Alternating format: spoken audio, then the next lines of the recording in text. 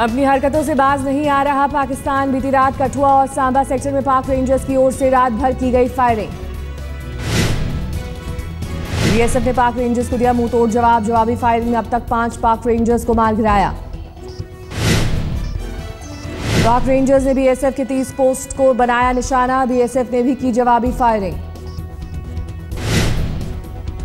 पाक रेंजर्स ने रिहायशी इलाकों में मोर्टार से दागे गोले। पाक रेंजर्स ने रात करीब 9:30 बजे शुरू की फायरिंग। सुबह 6:30 बजे तक चली फायरिंग।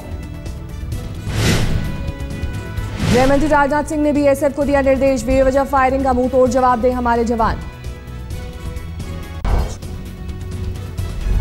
पोरबंदर के पास समंदर में हथियारों से भरी पाकिस्तानी बोट के धमाके के बाद 2 और संदिग्ध बोट की तलाश। कोस्ट गार्ड ने दोनों बोट को घेरने के लिए चलाया अभियान। कोस्ट गार्ड ने 2 जहाज को ऑपरेशन में लगाया, लेकिन खराब मौसम के कारण ऑपरेशन में आ रही है परेशानी। खुफिया एजेंसी एनटीआरओ ने सैटेलाइट से फिशिंग बोट में चल रही बातचीत और गतिविधियों को किया था रिकॉर्ड। अब दोनों संदिग्ध बोट को घेरने की तैयारी। समंदर में 2 संदिग्ध बोट को देखे जाने के खबर के बाद हड़कंप। सोमनाथ मंदिर समेत तटीय इलाकों की सुरक्षा बढ़ाई गई। सोमनाथ जिला की कोस्टल विस्तार में सुरक्षा व्यवस्था बढ़ाई गई है और कोस्टल चेक पोस्ट सोमनाथ सुरक्षा मंदिर में सिक्योरिटी गार्ड, पुलिस, एसआरपी द्वारा पूर्ति पेट्रोलिंग रखी है। सूत्रों के मुताबिक साजिश के पीछे आतंकी संगठन लश्कर का हाथ होने का अंदेशा। खुफिया एजेंसियों के मुताबिक लश्कर अपने आतंकियों को पिछले 4 महीने से दे रहा था ट्रेनिंग। सूत्रों के मुताबिक आतंकियों की 26/11 जैसे हमले को अंजाम देने की थी मंशा। आतंकियों को समंदर के रास्ते भारतीय सीमा में घुसने की दी जा रही थी ट्रेनिंग। 31 दिसंबर की रात समंदर में घिरने के बाद पाकिस्तानी बोट में हुआ था धमाका। पकड़े जाने के डर से बोट में सवार लोगों ने लगाई आग। इंडियन कोस्ट गार्ड ने करीब 1 घंटे तक बोट का किया था पीछा। कोस्ट गार्ड के मुताबिक घिर जाने के बाद बोट को लगाई गई आग। कुछ लोगों को समंदर में छलांग लगाते देखा गया, उनकी तलाश जारी। पोरबंदर की घटना के बाद गुजरात के सभी तटीय इलाकों में हाई अलर्ट। प्रधानमंत्री मोदी का पोरबंदर दौरा रद्द। 12 जनवरी को नौसेना के कार्यक्रम में हिस्सा लेने जाने वाले थे।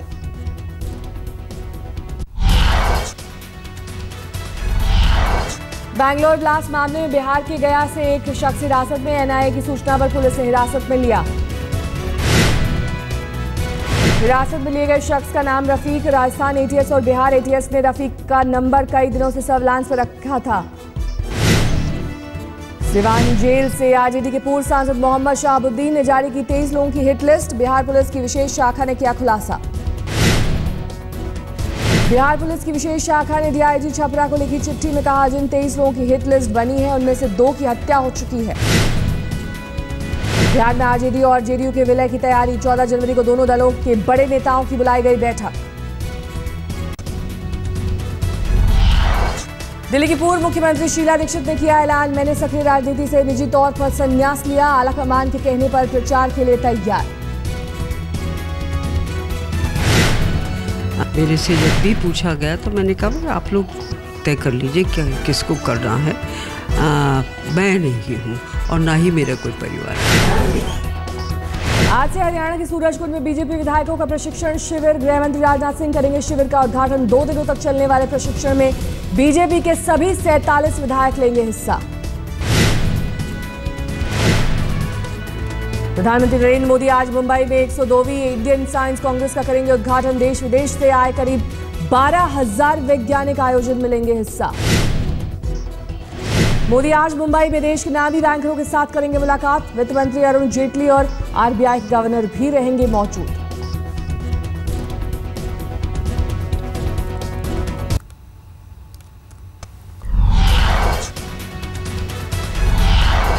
बीजेपी अध्यक्ष अमित शाह ने कहा, जम्मू कश्मीर में किसके साथ गठबंधन करेंगे इस पर अभी फैसला नहीं। पीडीपी और नेशनल कॉन्फ्रेंस दोनों से बातचीत जारी। उमर अब्दुल्ला ने ट्विटर पर लिखा, ना ही मैं और ना ही मेरे पिता बीजेपी के साथ गठबंधन को लेकर कोई चर्चा कर रहे हैं। हर व्यक्ति को अपने विचार व्यक्त करने का स्वतंत्रता है। पीके का जो विरोध कर रहे हैं उनको भी अपने विचार व्यक्त करने का स्वतंत्रता है।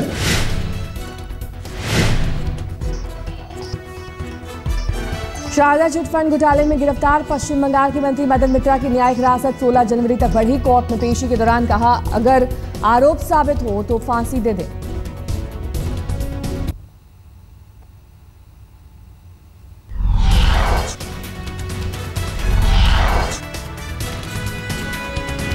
मेरठ के गांव की पंचायत ने गैंगरेप की शिकार एक युवती की अस्मत की लगाई कीमत। 40,000 रुपए लेकर आरोपियों से समझौता करने का डाला दबाव।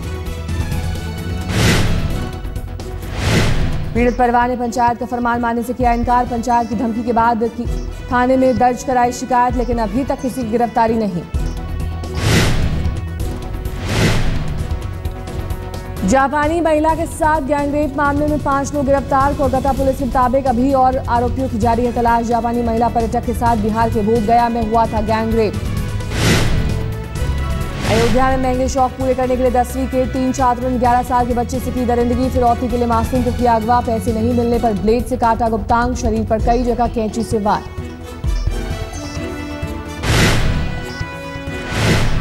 यूपी के मुरादाबाद में कपड़ों में एक शोरूम में लगी भीषण आग। कई घंटे की मशक्कत के बाद आग पर पाया गया काबू। चश्मदीदों का आरोप, 1 घंटे देर से पहुंची दमकल की गाड़ियां।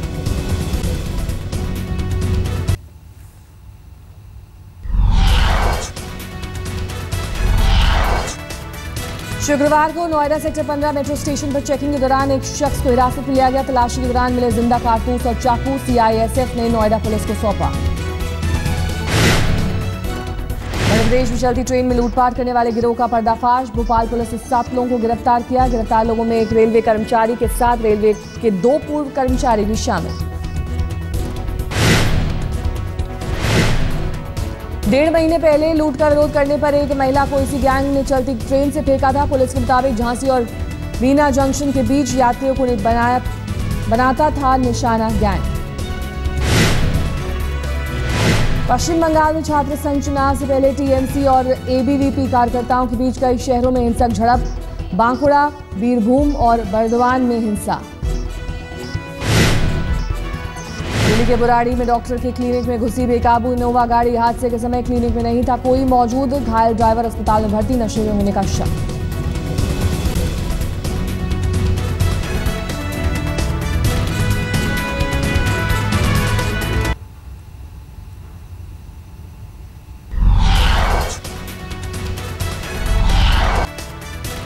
सिडनी टेस्ट तक धोनी को रहना पड़ेगा टीम के साथ। रिद्धिमान साहा के फिट नहीं होने पर अपना संन्यास वापस लेना पड़ सकता है। शुक्रवार से दिल्ली में 60वें नेशनल स्कूल गेम्स का आगाज। ओलंपिक पदक विजेता पहलवान सुशील कुमार को बनाया गया है ब्रांड एम्बेसडर। दिल्ली समेत कई शहरों में पिछले 24 घंटे से बूंदाबांदी जारी। दिल्ली में आज भी बारिश के आसार। शुक्रवार को दिल्ली का न्यूनतम तापमान 10 डिग्री सेल्सियस। मौसम विभाग का अनुमान, दिल्ली एनसीआर में 5 जनवरी से फिर से कड़ाके की ठंड। बारिश रुकने के बाद फिर से राजधानी में छाएगा घना कोहरा।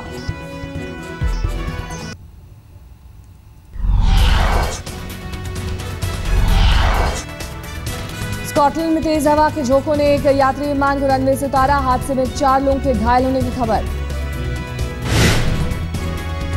जावा सागर में क्रैश हुए एयर एशिया विमान के मलबे से अब तक 30 शव बरामद। 4 शवों की हुई पहचान। ग्रीस के बाद समंदर में हादसे का शिकार हुए जहाज का ब्लैक बॉक्स बरामद। अचानक आग लगने से 11 लोगों की हुई थी मौत। अमेरिका के न्यू हैम्पशायर में बर्फीले तूफान से हाईवे पर 35 कारें आपस में टकराई। हादसे में किसी के गंभीर चोट नहीं लगने की खबर। ब्रिटेन की महारानी के दफ्तर ने प्रिंस एंड्रू पर नाबालिग से यौन संबंध बनाने के आरोप को बताया बेबुनियाद। फ्लोरिडा की अदालत में एक महिला ने पेश किए हैं दस्तावेज।